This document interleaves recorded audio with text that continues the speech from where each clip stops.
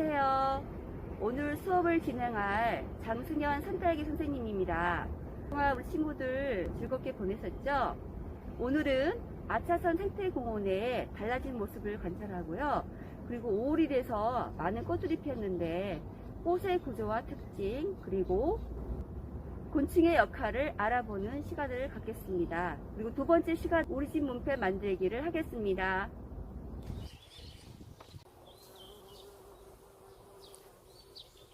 벌들이 이꽃 저꽃을 다니면서 열심히 지금 꽃가루를 모으고 있습니다. 이 꽃은 정말 화려하죠? 작약이라는 꽃입니다. 이렇게 화려한 꽃을 피우는 무엇일까요? 바로 이 작은 곤충인 꿀벌이 찾아오기 좋겠죠? 여기 보니까 자세히 보니 수술 꽃가루가 아주 많이 보이고 중간에 3개의 초록색이 보이는데요. 이게 암술입니다. 꽃은 씨를 만들고 열매를 맺는 중요한 역할을 하고 있어요. 그래서 씨를 만들려면 꽃가루 바지를 거쳐야 하는데 식물은 스스로 움직일 수가 없잖아요. 그래서 식물은 스스로 꽃가루 바지를 하지 못하기 때문에 주변의 도움을 받아야 해요. 그래서 이렇게 예쁜 꽃을 피우거나 아니면 향긋한 꽃향기와 달콤한 꿀로 작은 곤충을 유인해서 꽃가루 바지를 하게 되는 겁니다. 가루 바지란 수술의 꽃가루가 암술머리에 붙는 것을 말하는데 식물들의 결혼이라고 할 수 있지요. 그럼 꽃의 구조에 대해서 알아보겠습니다. 꽃은 암술, 수술, 꽃잎, 꽃받침이 있는데요. 이렇게 4개의 기관을 모두 갖추고 있는 꽃을 완전화라고 하고요. 4개의 기관 중 하나라도 부족하면 이러한 꽃을 불완전한 꽃이라고 합니다. 그러면 기관별로 하는 일을 알아보겠습니다. 암술은 씨를 만들고요. 수술은 꽃가루를 만듭니다. 그리고 꽃잎은 암술과 수술을 보호하는 기능을 하고요. 꽃받침은 꽃을 보호하고 지탱하는 역할을 합니다. 이렇게 꽃잎이 서로 떨어져 있는 곳을 갈래꽃이라고 합니다. 그리고 통꽃이 있는데요. 통꽃은 꽃잎이 서로 붙어서 한 개의 꽃처럼 보이는 것을 말하는데 대표적으로 개나리가 있겠습니다. 꽃잎의 개수와 모양은 다르지만 꽃들은 4가지로 이루어져 있습니다. 모든 꽃이 다 같은 구조는 아니에요. 예외적인 꽃들도 있어요. 튤립은 꽃받침이 없답니다. 저번 주만 해도 튤립이 가득 피어 있었는데 이번 주는 이렇게 작약같이 화려한 꽃도 많이 피어 있네요. 보통 암술보다 수술이 많지요.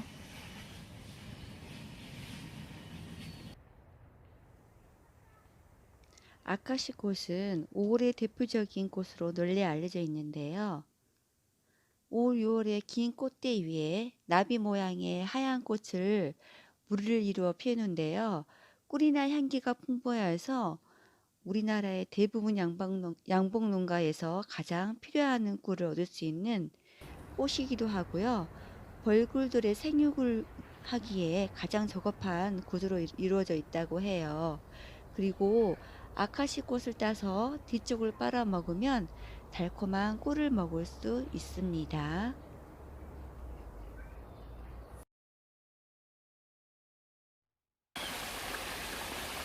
봉투팝 나무가 꽃이 활짝 피었네요. 봉투팝 나무는 꽃이 작아서 이 작은 곤충 친구들에게 보이지 않을까봐 작은 꽃을 한 곳에 모여서 마치 큰 꽃처럼 잘 볼 수 있게끔 이렇게 모여져 있네요. 바로 그 이유는 무엇일까요? 이 꽃들도 가루 바지하기 위해서는 최대한 눈에 띄게 전략을 쓴 것 같아요.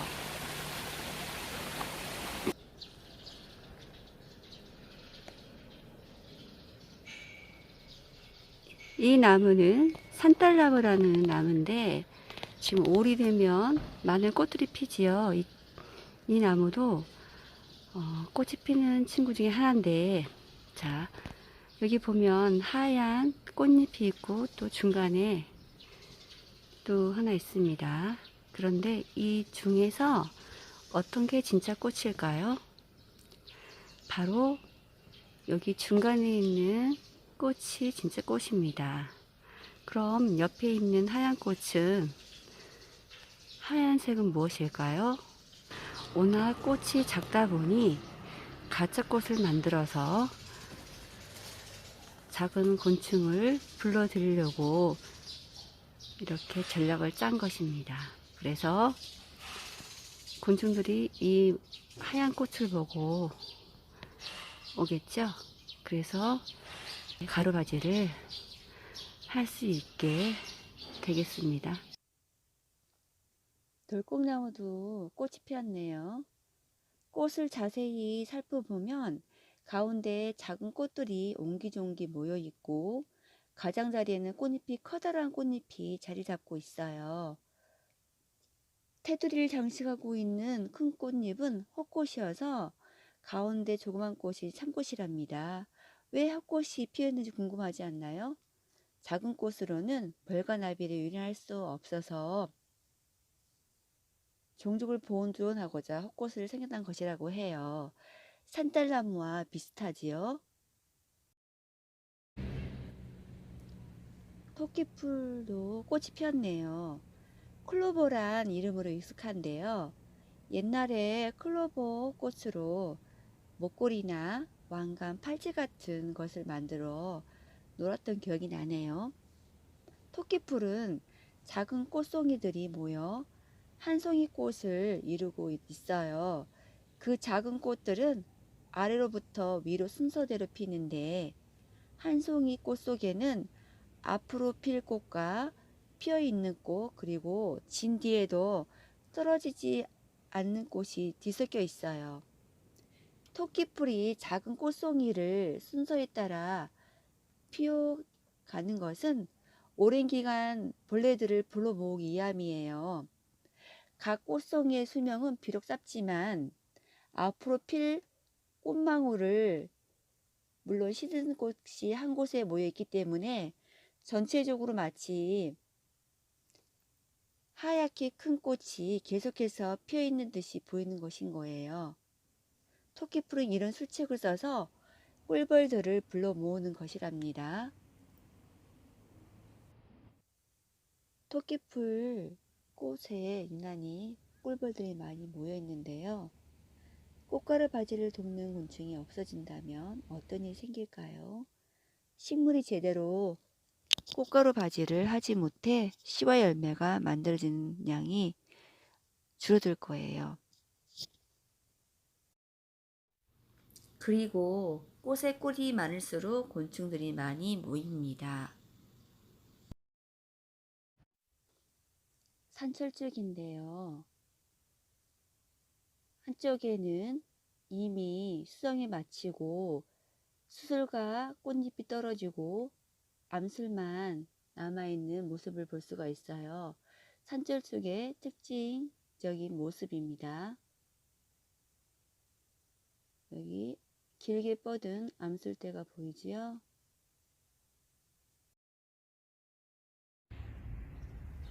민들레꽃이 활짝 피었네요. 그 위에 꿀벌이 열심히 꿀을 빨고 있습니다. 두 개의 줄기가 있는데요. 그 줄기는 바로 수정이 된 꽃이 씨를 맺혀서 맺혀 있는 모습입니다.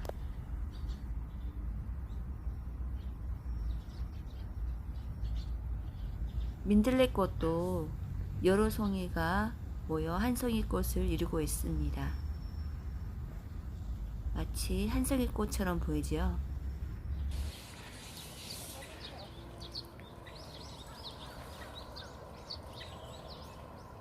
선생님이 마스크를 썼는데도 불구하고 어디서 향기로운 꽃 향기가 났었는데 바로 여기 피어있는 찔레꽃인가 봅니다. 곤충의 다리에 동그랗게 꽃가루 경단이 붙어 있네요. 열심히 꽃가루를 지금 모으고 있습니다. 장미가 생겨난 것도 이 찔레꽃이 있었기 때문이에요. 이 찔레꽃을 개량하여 장미꽃이 탄생했다는 거 우리 친구들 알고 있나요? 그래서 찔레꽃과 장미꽃이 닮은 점이 많습니다. 향기도 그렇고요. 잎도 장미꽃과 같다는 게 그 이유지요. 열심히 작은 곤충이 꿀과 꽃가루 모으는 활동을 하고 있습니다. 이 곤충이 열심히 이 꽃수술에 꽃가루를 온몸에 묻혀서 여기저기 다니며 온몸에 묻혀서 다른 꽃에 암술에 꽃가루를 묻혀주는 역할을 하게 되는 거죠. 그래서 꽃은 이 작은 곤충으로 인해서 가루바지를 할 수가 있고, 또 이 곤충은 꽃과 꿀을 받을 수가 있는 거죠. 여기 꽃 중에서도 갈색으로 변한 암술은 이미 수정이 된 모습입니다. 수정이 된 모습과 되지 않은 모습이 확연하게 다른 모습을 보일 수가 있지요. 여기 중간에 있는 튀어나온 게 암술이고요. 이 주위를, 가장자리 주위를 여러 개 붙어 있는 게 수술입니다. 이곳에 작은 곤충이 와서 꽃과 꿀을 모으면서 열심히 꽃가루를 묻혀서 다른 꽃에 암술에 그 꽃가루를 묻혀주게 되면 수정이 돼서 이런 모습이 되는 겁니다. 이 생태공원에도 보라색으로 예쁘게 핀 붓꽃을 볼 수가 있네요. 마치 꽃봉오리가 먹을 묻힌 붓 모양처럼 생겼다고 해서 붓꽃인데요. 지금 꽃이 활짝 피었어요. 얘네들도 열심히 지금 꽃을 피운 이유가 꽃가루 바지를 하기 위해서인데, 작은 곤충을 불러주기 위해서 이렇게 예쁘게 꽃을 피웠네요. 자, 여기 붓꽃의 암수는 어디에 있을까요? 붓꽃은 6장의 꽃잎 중에서 석장은 꽃받침의 중심을 향해 노란 줄무늬가 나 있어요. 이렇게 노란 줄무늬가 있는 꽃잎이는 그의 보랏빛 작은 꽃잎들에 한 겹 펼쳐져 있지요. 꽃잎처럼 보이는 이것은 사실 꽃잎이 아니고, 여기 꽃잎처럼 보이는 게 사실 꽃잎이 아니고 암술입니다. 다른 꽃들과 다르게 암술이 다르게 생겼지요. 자, 이렇게 우리 꽃들은 다양하게 모습을 보여서 작은 곤충들을 유인을 합니다. 그래야 성공적인 꽃가루 바지를 할 수 있을 테니까요. 지금 여기 붓꽃에 꿀벌이 꿀과 꽃가루를 모으려고 찾아갔어요. 화살나무의 꽃도 피었네요. 초록잎 사이로 연한 연두색인 꽃을 볼 수가 있는데요. 이 꽃은 작은 곤충을 불러들이기 위해 화려한 꽃도 아니고 어떤 전략을 썼을 것 같아요? 바로 꿀이나 풍부한 꿀 아니면 향기겠지요. 소나무 수꽃이 지고 암꽃이 피었는데요. 소나무는 지금까지 봐왔던 꽃들과는 다르게 바람을 이용해서 가루바지를 하게 되는데요.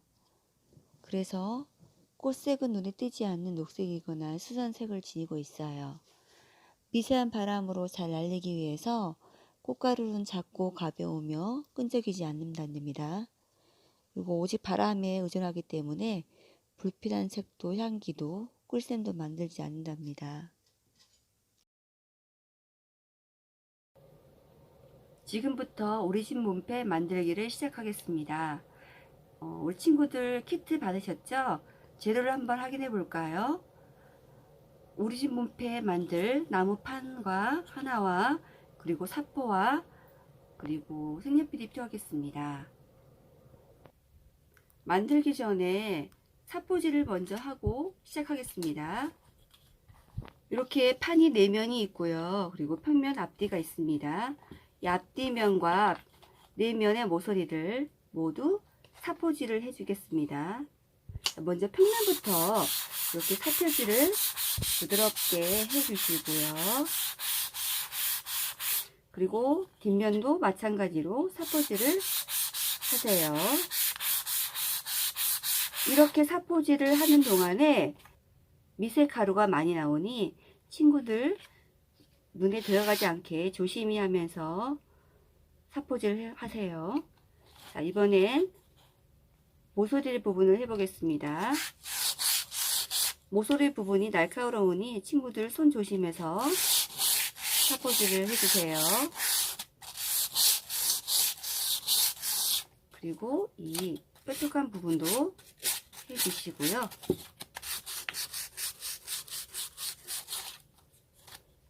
다른 면도 이렇게 같은 방법으로 사포질을 해줍니다.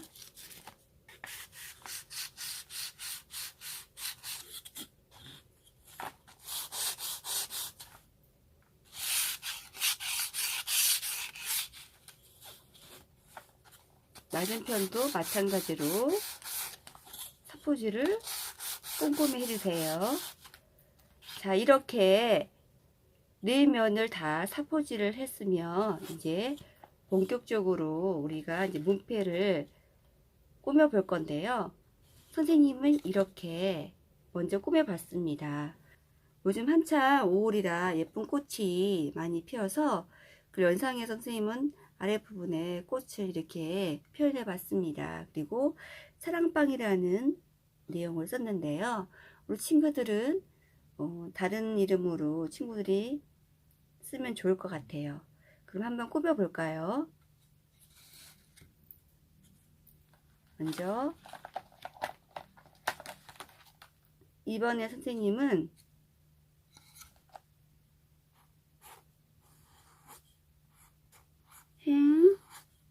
행복한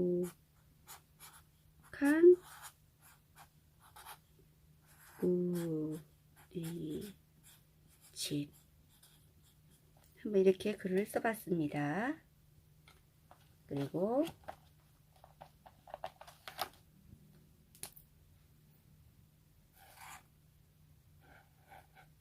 이렇게 잎을 표현해 보고요.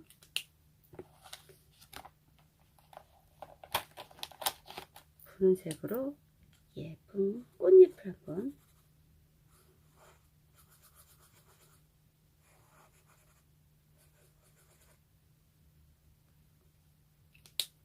그리고 꽃 중간엔 우리 수업에 배웠던 수술과 암술이 있었죠?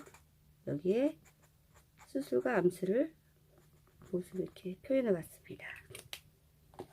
그리고 여기에 또 푸른 작은 꽃들, 꽃잎들을 또 이렇게 표현해 보세요.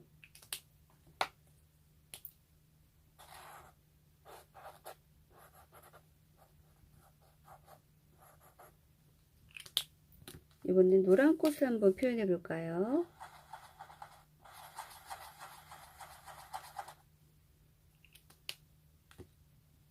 이렇게 예쁜 꽃이 피고 또 피었을 때 누가 찾아오나요?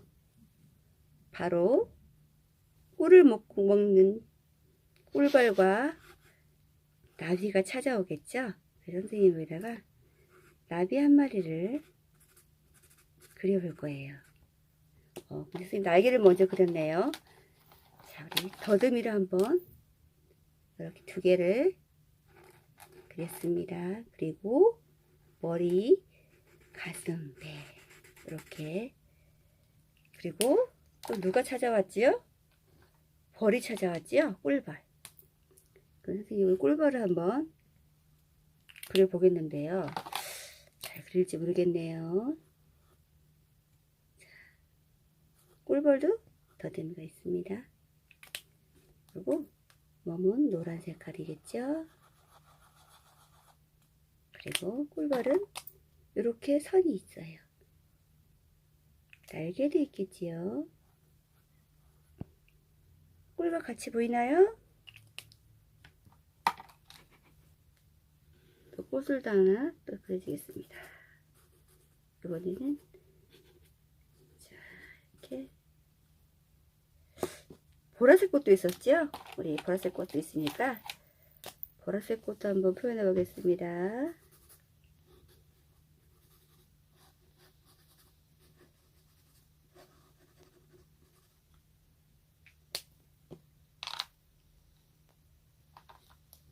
이게 또 암술과 수술에 있는 자리지요.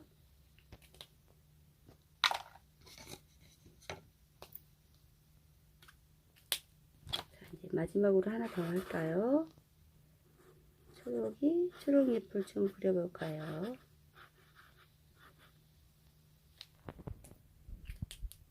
여기 행복한 우리 집 부분이 선이 좀 약하니까 한 번 더 선생님이 덧칠해서 칠해 보겠습니다.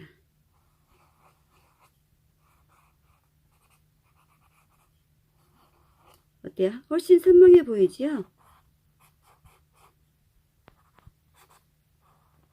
이렇게 표현도 해보고요.